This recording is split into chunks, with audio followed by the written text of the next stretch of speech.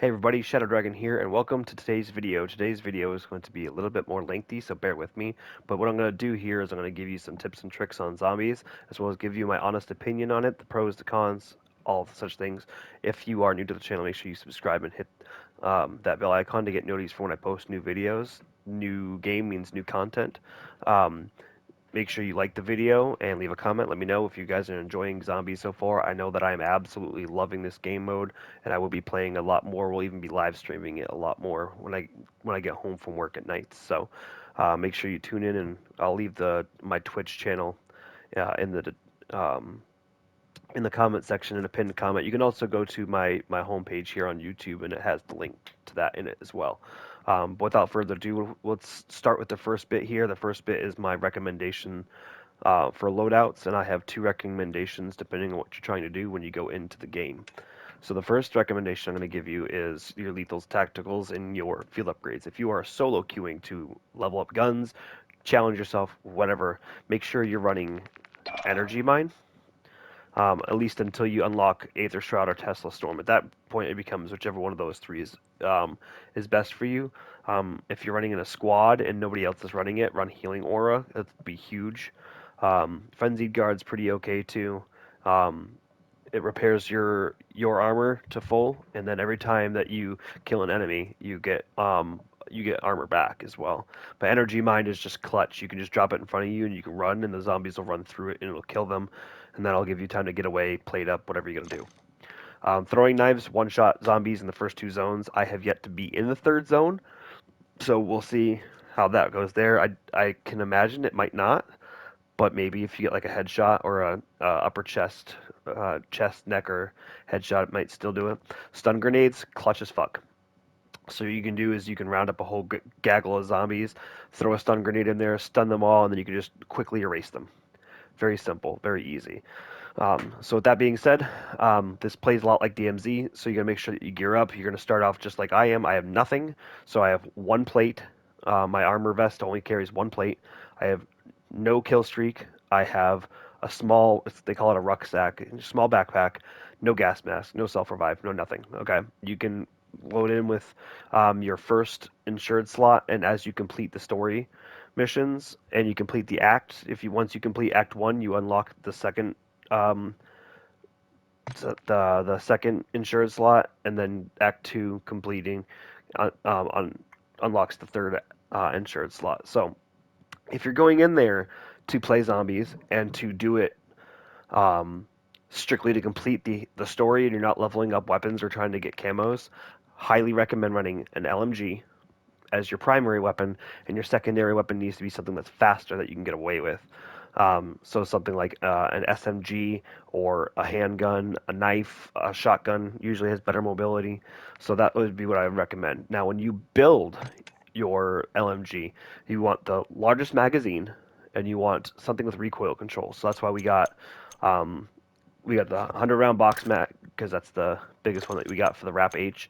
We have the Sock and Tread 40 to help with recoil control, and the Chewed Angle Grip, and that gives us better aiming idle stability, aim walking speed, movement speed, and horizontal recoil. So it helps with a lot of things. Slows us down a little bit with the aim down sight, but it's not too bad, and it helps with vertical recoil. It hurts our vertical recoil a smidge, so it's not too terrible. And then we have the Lockman Nova barrel, and this is straight up for just better mobility to make the gun feel more mobile for an LMG. And then we have the mobile stock for the same reasons. We can get better agility out of that. Now, I myself am not. I selected it. I'm not going for 100% going for that stuff. So I'm trying to level up the guns as fast as I can. So I'm going to be using the SVA because it's the first assault rifle. So we're going to try to get that one um, leveled up and hopefully gold as quickly as possible. So what you want to do is you want to equip the biggest mag. You want to give it some recoil control. And for this one specifically, I would recommend. Where is it? Where is it? I think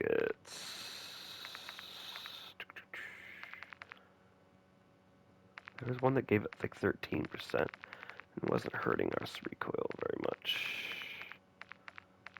Yep, there it is. The Corvus slash Gen 2. Bam. It's favorited. That's why I couldn't find it. And then we go with the X10 Phantom. This thing is disgustingly good. Gives us recoil control, vertical recoil control, hurts the horizontal a little bit, but it's not that big a deal. Hurts the hip fire, which also isn't that big a deal, but it helps with our ADS and sprint to fire. Very clutch attachment. And then I was using the SVT precision because it doesn't hurt our movement speed, just slows us down a little bit, but it gives us aiming idle stability and bullet velocity range and recoil control. So it gives us everything we're kind of looking for. And then since the iron sights are clean on this gun, I chose to go with the stock, and we're going to go with I think the Marquis R11 stock, and that's going to give us some better mobility. And then you can kind of do whatever you want from here. So I'm looking forward to these camos. Like that looks sick, and so doesn't that one. Like this is gonna be a fun grind. So, but we're gonna do for the sake of this, we're gonna put some event camos on it. And since we're playing zombies, and I don't want this bright as fuck, we're gonna go with this camo. And then for a charm, phobia unlocked. There we go. So that's what I would do as far as leveling up your guns. Give yourself some recoil control, especially for the assault rifles. And the assault rifles are way more mobile than LMGs, so you don't really have to worry too much about going all in on mobility. You can go for like recoil control and damage range, so you can get some zombies at a distance. But this is what I recommend. And with that being said, I'll catch you guys in the next part of the video. We're going to go over my thoughts, and we're going to take a look at the map a little bit here, okay? I'll catch you in a sec. All right, so next on the list, that's for you to see my pretty gun.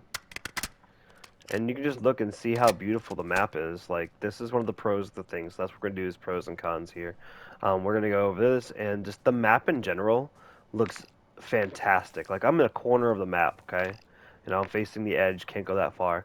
But the map itself is beautiful. And, you know, I'm going to include some gameplay from all around the map so you guys can see. Movement feels crisp. And definitely a lot easier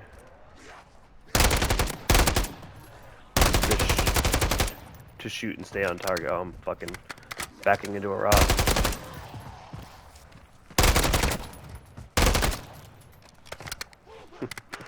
But yeah, movement feels a lot more crisp. Don't mind me, this is first time I've been on today, so this gun isn't quite hitting the way it was earlier. Okay, but yeah, pros and cons. I have a list here, so you have to bear with me as I go through the list, okay? So, pros. There's always something to do. Whether you're doing missions or you're doing contracts, there's always something to do. So we're going to try to get away, distance ourselves a little bit from those zombies. So there's always things, like, look at, you see these are other players. There's plenty of contracts to do, so there's always something to do. To get your sense, they fucking lock on, let me tell you. But there's always something to do, and you know, maybe just killing zombies is still something to do. 100% is something to do. There's, like I said, there's contracts, but there's also your main missions. Like my main mission right now, destroy mercenary convoy and acquire a stronghold keycard dropped by a mercenary. Those are decent, but the mercs are a little strong. So we'll talk about that later.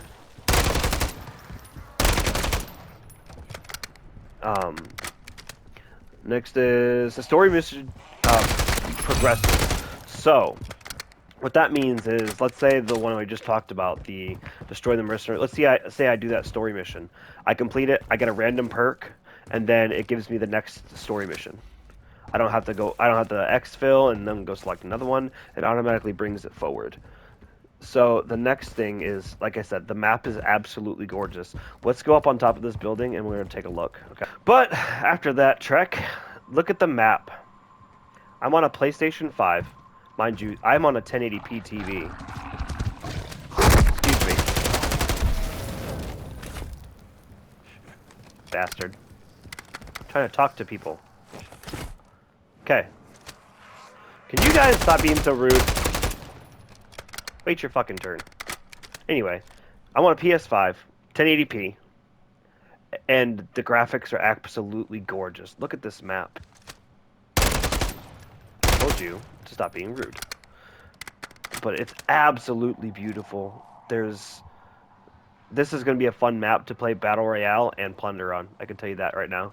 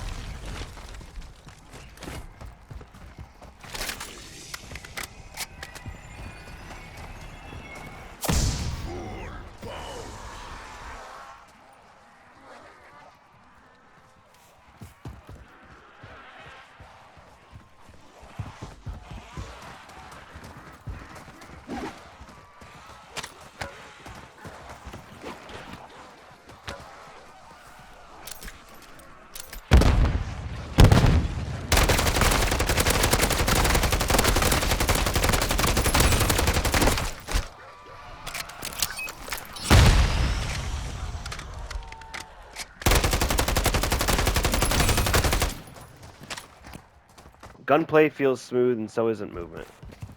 I mean, you got slide canceling back.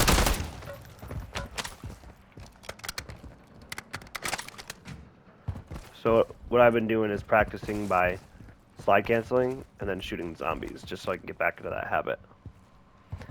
So, what else we got? And then the missions are really simple. Like, the missions are pretty easy so far, but mostly the contracts. The contracts are really easy.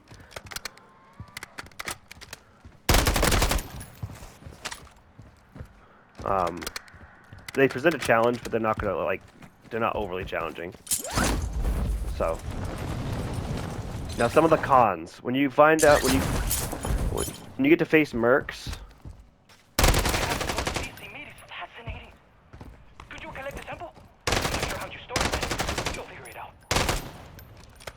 Once you face the mercs, you'll realize that they are a little strong.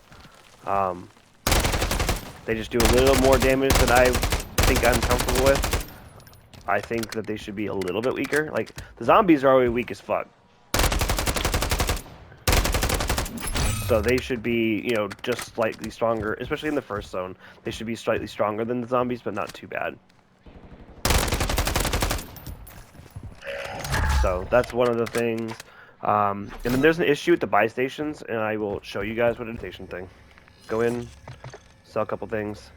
I'm hitting the button, and I can't get in, okay? I'm going to continue to hit it and see if it's so it's clearly not a timing thing. It's a vicinity thing. So we go out, we go back in, and now I can go back in. So that's what I meant by the buy station needs fixed. And when you exfil successfully, your weapons don't get to keep their, they don't get to keep their weapon rarity or their pack-a-punch. So you basically revert back to not having it. And there's just not enough time. You get 45 minutes or 50 minutes or something like that until the gas starts to expand, and then that's it.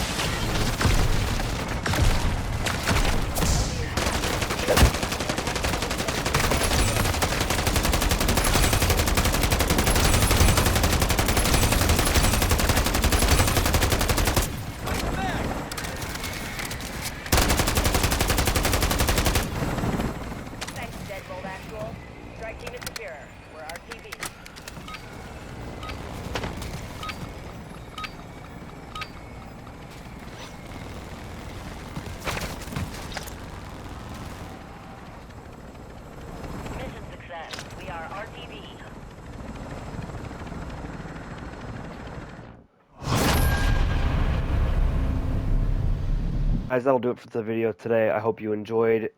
Overall, to sum things up, I think that the $70 price tag just for zombies alone is going to be worth it.